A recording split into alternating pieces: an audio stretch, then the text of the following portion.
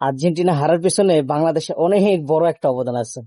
কারণ এই যে আমাদের মায়া কান্না, আমাদের বোবা কান্না, আমাদের এই অভিনয়, বাবাকে বাবা না বলে মেসিকে বাবা বলা, কি এক আজীব অবস্থা। মানে বাংলাদেশে একটা মানে পাগলামি শুরু হয়ে গেছিল, বাংলাদেশের মানুষদেরকে মানে পাগল বানায় ফেলছিল এরা।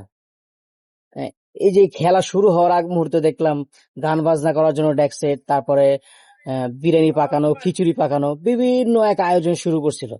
অথচ তাদেরকে কি কেউ চেনে? আবার অনেকে মারাও গেছে। কি এক আশ্চর্য ভাই!